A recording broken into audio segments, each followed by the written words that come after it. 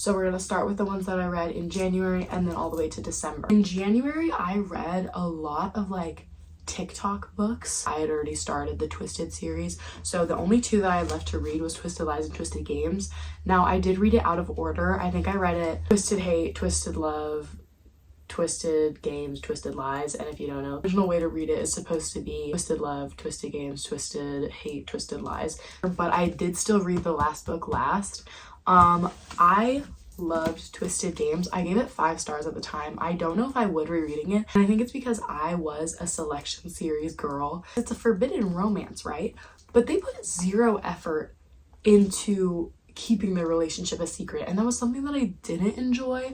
But yeah, if you don't know, it's the Princess Bridget and her bodyguard Rise Larson. And then I rated this one 2 stars because what the hell was this book? Did we all read the same book? Because I remember reading it thinking to myself, this is so boring. And then I looked it up and everyone was like, oh my god, this is my favorite book in the Twisted series. I love this book. This book is so good. I didn't like Christian. I think it's because he gave me like Christian Grey vibes. A little snippet of what I mean. I'm not the gentleman you think I am. That's actually because he murders people. Like this book did a really bad job at like summing that whole storyline up. So I wasn't a fan of it for that main reason. But yeah, I had 2 stars. Wasn't my favorite, but I know a lot of people love it. Series of short stories. I did read the other one, but I just want to talk about The Yellow Wallpaper because I love that short story. This woman is hinted to be mentally ill, or she has some sort of illness that is keeping her in her home. At the end, she goes crazy and like locks her husband in the house instead of her.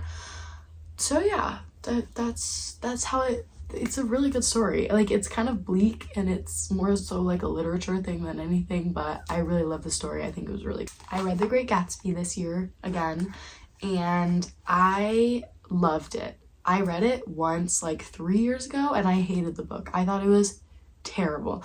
I hated the symbolism. I thought it was pretentious, but upon rereading, I love everything about this book. If it wasn't set in the 1920s, it would have 0 significance. And I get that's like the whole point of like a period piece, but like you can tell like the value in the writing does feel like it comes from the time period. I did read Icebreaker and I do regret it, and I don't know why I bought it. And you can see I annotated it because I had so much faith that I was gonna love this book. And then you can see right about here. This is my last tab right here. And it's where I gave up on the book. And I read the rest of it. Yes, I did. And I felt nothing because I was already so far in. I was like, I might as well just finish it. The lack of characterization, the lack of everything in this book. The only thing it didn't lack was like weird, awkward smut scenes. And like, I think that's why it got popular on TikTok.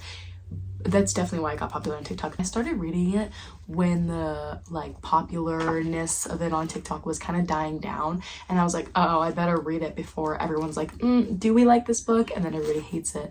And that's exactly what happened. Suddenly there's only haters around, and I'm like, okay, what happened to the people that said this was the most amazing book ever? Because there's always those people, like, you know what I'm saying, like when Colleen Hoover first came out, everybody's like, oh, this book is my epitome of everything. And then all like the Coho fans, like they went underground once like all the assault started happening. And I feel like that's the same thing with this, and it's kind of the same thing with all the TikTok books. Like, everybody likes them, and then one person is like, do we like this? And then everyone's like, no, we don't like it. I think I gave this 1 star, and that's generous.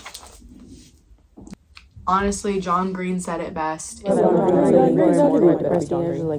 a book about a series of ideas, and a book about a series of ideas can only be as good as its ideas. And the ideas in this book are stupid. Is that everyone is evil, and that if there is no society or structure, everyone will kill each other.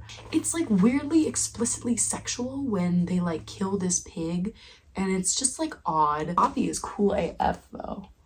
Like, is that not a fire cover? Get it? Because there's fire on it. Anyways. Next we have Check and Mate. I loved this book. I am such an Allie Hazelwood apologist. Everybody always says like, oh my gosh, like all of her books are like the same. They all feel the same. Okay, so lucky I lied. They are kind of all the same, but this one is different. This was so cute and creative, and I really loved it. It's about chess too, which like I ate up Queen's Gambit, so I figured I would like this. That was the dumbest way I could have explained that. Well, I've liked some stuff about chess before, so why wouldn't I like this? Well, But basically, this girl like hasn't played chess in a long time, and then she plays against the world champion, and she like wins in a random tournament.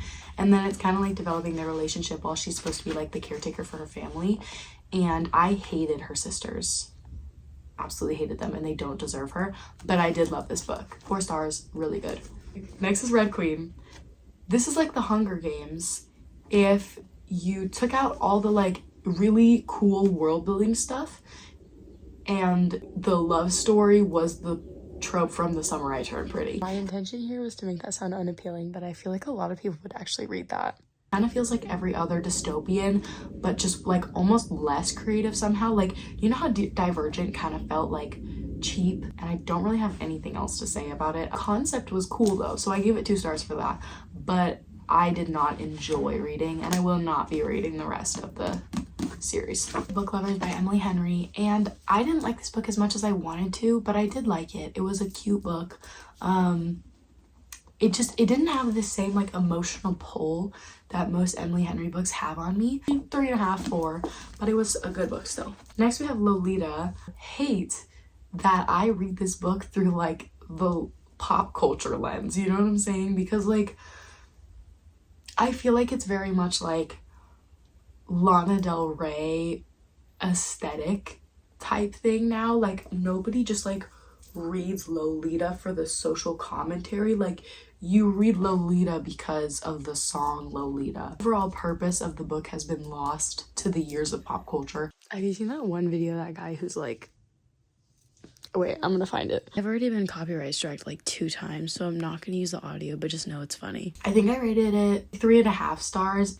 Next we have Better Than the Movies. I love Lynn Painter so much. I just have to say, love Lynn Painter, and this book literally feels like if a rom-com from the 2000s was made into a book. Like, you know what I'm talking about? Just those amazing early 2000s, late 90s rom-coms that were just like so good. As I was looking up the rom-coms for like that slide, I came across this again. It was this girl and she has like this ugly ass nose, so no one will date her, and I remember loving this movie. And I just thought about it and I was like, that was such a weird movie. There is no smut to be seen, and it is an amazing book, and I just really love it. And I gave it 5 stars, and it was my second 5-star read of the year, which in 2023 I think I had 2 5-star reads in the entire year, and in 2024 I had 2 5-star reads in like 1 month. Ballad of Songbirds and Snakes. I don't understand why this book was written. I don't see the substance. I don't see the point. I read it because I was a Hunger Games fan and I was really excited for it, and I read the whole thing, and it did not need to be this long, might I just say. This is too many pages. Like, especially since when you think about the Hunger Games is like this thin of a book. Like it's a little book, and I feel like they should have repeated that formula for this book. I don't feel like it needed to be this long. But I must say, I love President Snow. Like, hear me out. That's my hear me out, honestly, is President Snow. But no, I actually really enjoyed President Snow, and like the complexity of his character. I did find it really interesting. So that is a plus to this book, and that's why I gave it like 2.5 stars instead of 0. Next we have Happy Place, and I love this book. This is another 5-star book, and it is a second chance romance book, and I hate second chance romance, but I loved this book. So either Emily Henry just really does it for me, or I'm starting to like second chance romance, but I love this book. It's a group of friends, beach house romance, so you know it's gonna be good. And they go to the same beach house every summer, and it's their last summer doing so, and they haven't done it in like 5 years, so everyone's matured, and it's such a good character study, and there's just so much going on with each individual character. And I must say, like, there's a lot of characters that I related to in this book, but the one that I did most is that like annoying fucking friend that's always making all the plans, and like they're all like, no, we don't want to do that right now, like, can you not schedule everything for 1 second? And she's like, no, I can't. I can't. And I was like, yeah, that's me. That was so me. Like, I really enjoyed that. So yeah, Happy Place, a good book. I really liked it. 5 stars. 1,000 Boy Kisses. I laugh because this book made me cry. Okay, I read it on a plane and I was literally bawling my eyes out, and there's two random ass men on either side of me. I'm literally like there, and my hood's on, right? So you can't like see that there are tears coming down my face, but I was literally going. It was really embarrassing, honestly. This is so cringe. Maybe I'm just a cynical soul, but I found this to be infuriatingly cringy. And also Rune, the dude in this, it's literally a book where he yells at his girlfriend because her having cancer pisses him off. God damn it, you and your fucking cancer. Bro, why are you yelling at her? I was gonna give it like 4 stars, but the epilogue pissed me off so severely that it gets 3 stars. Okay, if you read it, you'll see why, because it completely divulges the entire point of the book, and like the epilogue completely ruined what we worked towards. So I'm not gonna say what it was, but if you read it, you'll probably know what I'm talking about. If you read it, don't read the epilogue. Next we have ACOTAR. I didn't like it. I'm sorry, okay? I'm sorry. And no, it's not just because I don't like fantasy, because I really liked Fourth Wing and people told me it was similar. I think I don't like the beasts thing. You know what I'm saying? Like, I don't think I like that. I think I like when the people are people. I'm not a fan of the whole I'm in love with a mythical being. Just not a fan. I also hated Tamlin. I was really frustrated with him, and I'm on book 2 now, and Tamlin is still in the book, and I'm like, can he just leave? Can we be done with him or no? Because this book took me, kid you not, 3 months to read. I liked some of it. I liked some of the world building. I liked the writing. So I'll give it 2.5 stars for that, but I wasn't a fan of it. The Handmaid's Tale. This book has such amazing writing, and it's like a dystopian but with like more social commentary than normal. Don't really plan on rereading it anytime soon because it did make me very upset and very miserable, and the ending is on a cliffhanger. But I did think it was really good and I gave it 5 stars. I don't care that it's Raylo fanfic. I really don't care. I can't stop talking about it. It's fake dating too, and I don't really like fake dating anymore. I got into books because of fake dating tropes, and I think it's so overused and so done. One's a PhD student, one's a PhD professor, so don't worry, it's not like a huge age gap. I really like the characters actually. I don't find them super embarrassing like I do a lot of the time in like these types of romance books. However, I will say it is that trope where it's like, I'm so small and he's so big. So another 5 stars, okay, because I have had like, how many is that so far? 5 5-star reads. Like, that's crazy. Next we have Love on the Brain. I love this one almost just as much as I love The Love Hypothesis. It didn't hit me quite as hard as The Love Hypothesis did. Like, I was like sad after I finished The Love Hypothesis because I was like, how will I ever feel again? The sort of setup too was a little bit unrealistic because they like meet over like a date, not a dating profile, like a Reddit thing or something like that, and he like thinks she's super cool or whatever, and like in real life they're like co-workers that don't like each other. So it was a little bit unrealistic, but I loved it. It was a really good book and I highly recommend it. I gave it 4.5 stars. Not quite as good as Love Hypothesis, but definitely a runner-up. And if you were just coming off of Love Hypothesis, you're like, oh, I want more of these 2 characters. These 2 characters basically feel the same, so read this one. Next we have Malibu Rising, another 5-star book. I cannot talk about this book enough. It's relationship dynamics, and it's rich people, and it's famous people, and it's all tied into a collective narrative that also ties into like all other Taylor Jenkins Reid books. It's literally, this is a masterpiece. I love Theoretically. I will say this was not as good as the other 2 Ali Hazelwood books that I previously mentioned, but it is still good. It's a solid book. But it does start to feel a little bit repetitive. You can definitely feel that. But yeah, I don't know. It's fine. But I will give it a 3 stars because I do think it was pretty good. Next we have 3 books in one called Love to Love You. There's 3 different stories. There's Under One Roof, which is like a dead grandma that matchmakes 2 people that hate each other. And then there's Stuck With You, which is in an elevator. And it's like these people who had a one-night stand, and like since then there's been like tension, and they like work together, and like it's like one conversation throughout the entire book basically. And then the 3rd one is Below Freezing or Below Zero or something like that. This book overall, I did like the short story format. I thought it was pretty freaking good. but I will say that they felt like cheap, you know what I'm saying? Like they felt almost like chapters that were unreleased from the Love Hypothesis or like Love Theoretically. Like they felt like they were incomplete plot lines that Ali Hazel was like, I'll just make it into a short story. So it did feel a little bit cheap, but I did really like Below Zero actually. I thought it was pretty good. The same kind of vibe as Love Theoretically. 3 stars. Not bad. Next we have The Spanish Love Deception. I loved this book and I really didn't think I would because everyone has told me that it's not actually as good as you would think that it is. And I remember it was like one of the first books that I had been recommended from TikTok that I just never got around to reading. And then I read it this year and it was really good actually. I really liked the characters. I enjoyed the overall premise. I think it was a little bit unrealistic, but like it's a romance book, so what?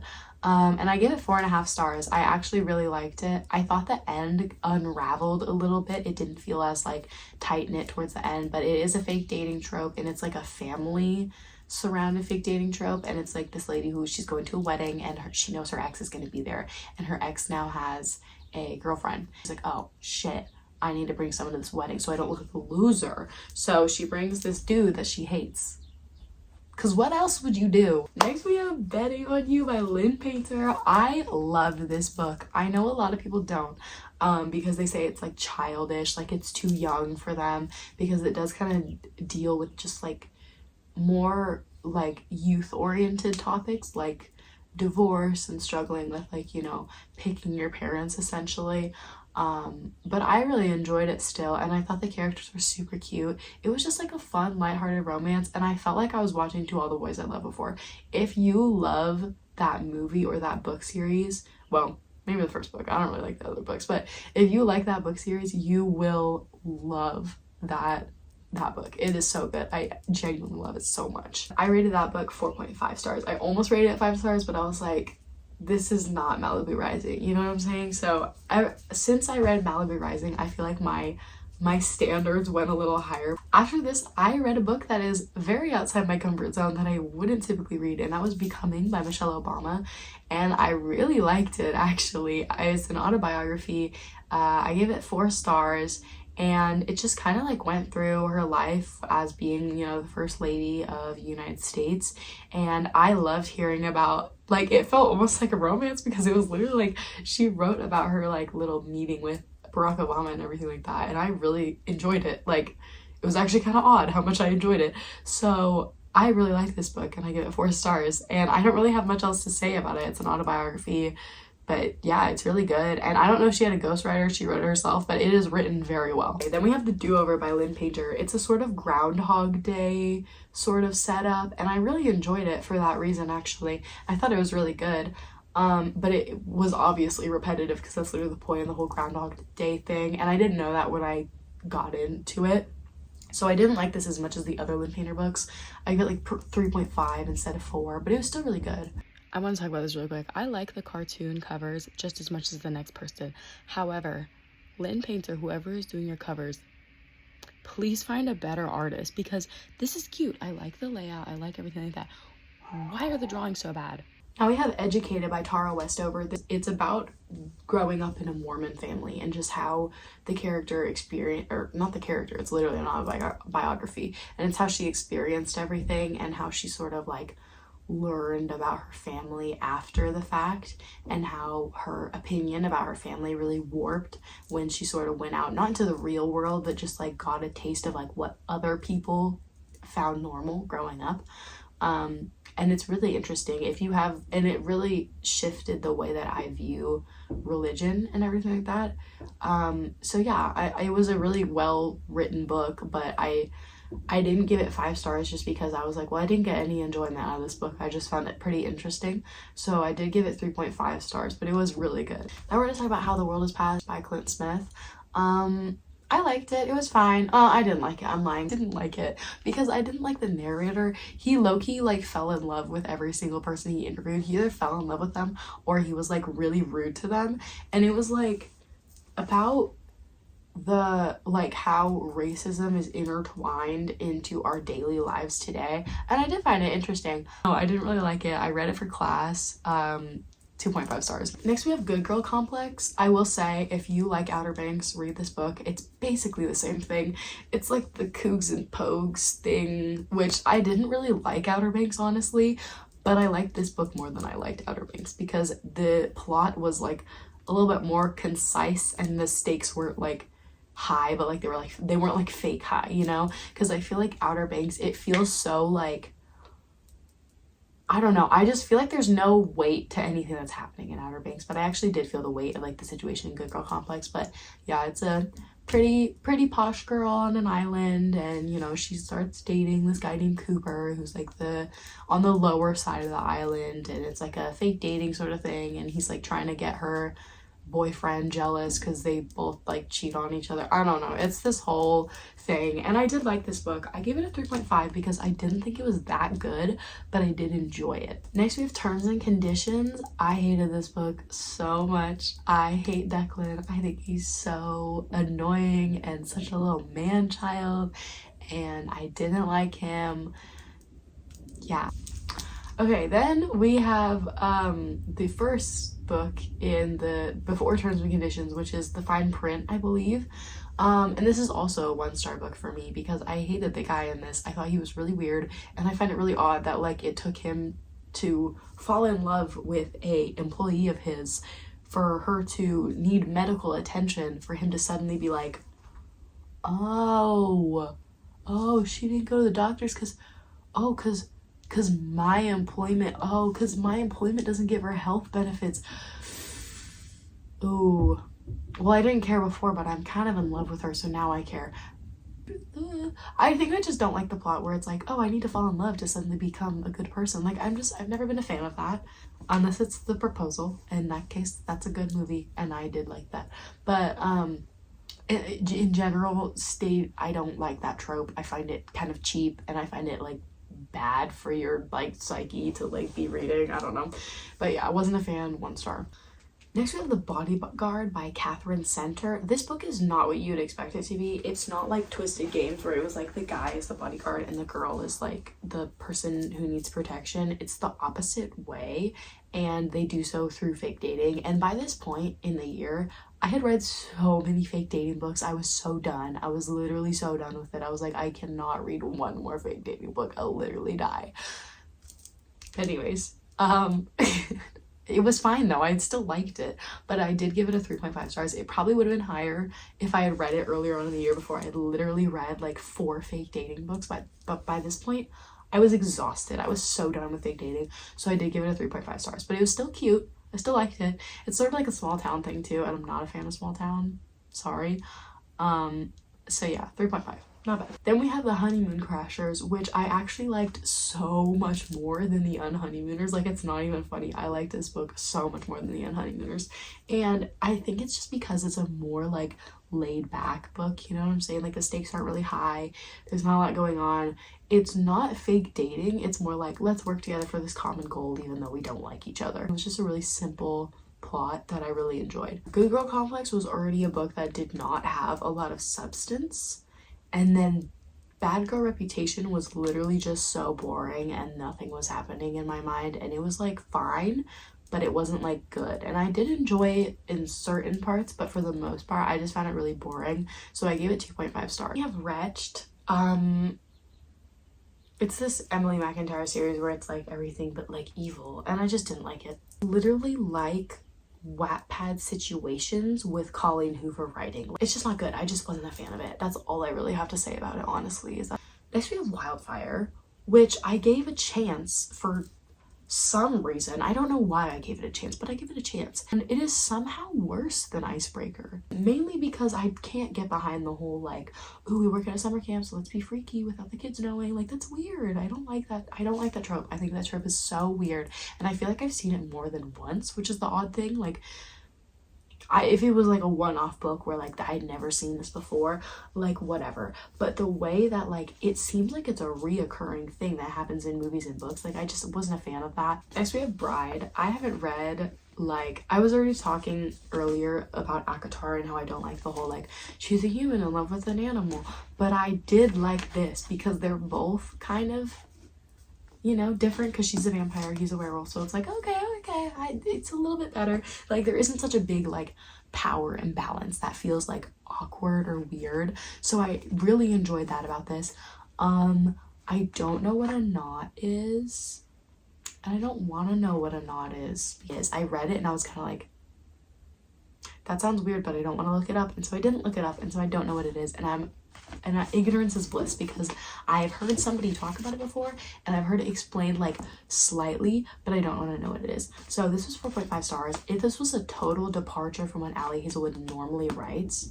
This entire video is me being in the trenches for Ali Hazelwood. Like, no, she does write good stuff. She does write good stuff. She does write good stuff, guys. She actually does write good stuff, like I promise. So I really liked it, actually. I was worried I wouldn't like it. Practice makes perfect. This is like fake dating, but like not. It's like the, oh, I'll help you get a boyfriend type fake dating. Not like, oh, let's pretend we're together for the social status type thing. So I did enjoy this a little bit more. It is small town. Not a fan of small town. I'm sorry. I just don't like it. I just don't like it. I know I'm supposed to like it as a reader. I am supposed to like small town romance, but I just don't like it. I don't know what it is. Anyways, I did really like this book though. 3.5 stars just because the other characters in this book were infuriating to me. I could not stand her sisters. Her sisters literally don't deserve her. She's such a sweet person. Her sisters are trash. And that just made me so mad that I didn't even like want to continue reading at certain parts of the book. So 3.5 stars, good, but not great. The True Love Experiment by Christina Lauren. I don't really have much to say about this. I just felt nothing while reading this. I gave it 2 stars. It was like, okay. And I hated the kid in this book. I don't think I can read books with kids in them because I just end up like hating the kid in the book because they're either like way too emotionally intelligent or they're so childish I can't even like put up with them, you know what I'm saying? Next we have Daisy Jones and the Six. This book transformed my life. It's another Taylor Jenkins Reid book, so you know what that means. That means rich people, that means character development stuff, like literally, yes, it's so good. It's literally Malibu Rising if it was in the 60s and about a rock band. It's so good. It's literally so good. And I love like the interconnectedness of the characters and the interconnectedness of the world. If you don't know, all of Taylor Jenkins Reid's books are like in the same universe. So like if you're reading Daisy Jones, they might mention like Evelyn Hugo, or if you're reading Carrie Soto's Back, they might mention Malibu Rising stuff. Like, it's really cool how it all intertwines.